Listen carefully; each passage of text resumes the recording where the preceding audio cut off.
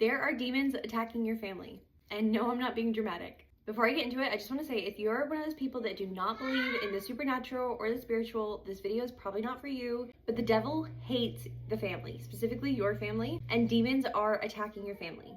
All this content comes from Father Rippinger, but I just wanted to share it because it hits so close to home. Demons can actively manipulate your thoughts and emotions, and they want to destroy your family specifically because the family is where God and Mary can work the most powerfully.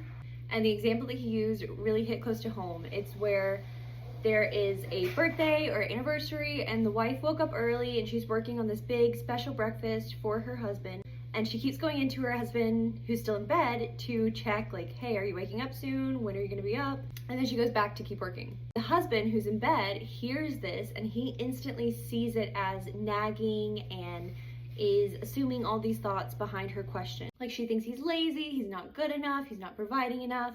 So he's laying in bed getting more and more angry and resentful while she's in the kitchen working for him. And when he finally wakes up and comes to the kitchen, she immediately sees the aggression and the attitude that he has in his behavior.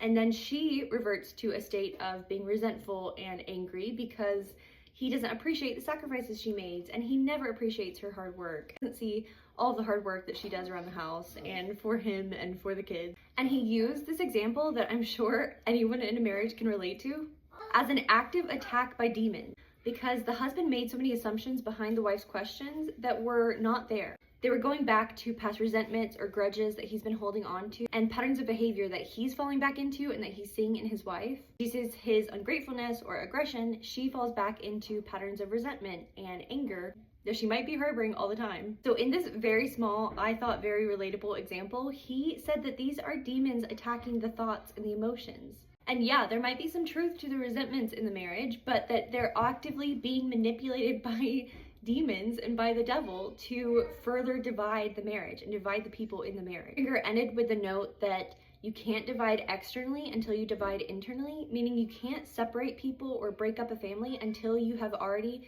divided them psychologically or in their own minds. And I just thought this whole thing was so powerful because this example really hit close to home. I can definitely see myself in these patterns of resentment or anger or not feeling like he appreciates my sacrifices. And I can also see where some of these things that I think I'm doing for the best for my husband might come off as naggy or expecting too much of him. And it's just so important that we as Christians, and specifically as wives and mothers, protect ourselves from even our own thoughts, because those thoughts and those emotions can be manipulated and be used to destroy our own families. And while yes, there are times that there are legitimate complaints or legitimate problems in a marriage that need to be worked through, and sometimes resentment is a really good way to understand that there is an imbalance, is a problem that needs to be fixed in the marriage, it can also be a way for demons to be let in. Some of the ways to fight these attacks are obviously prayer and also self-reflection. You have got to pray to protect yourself and your family against these attacks. And you've also got to be very honest and self-reflective in trying to notice if you fall back into these patterns of resentment and anger as almost a comfort. Because yes, your spouse is flawed and you probably see those flaws better than anybody. It's the same way that they probably see the flaws better in you than anybody else.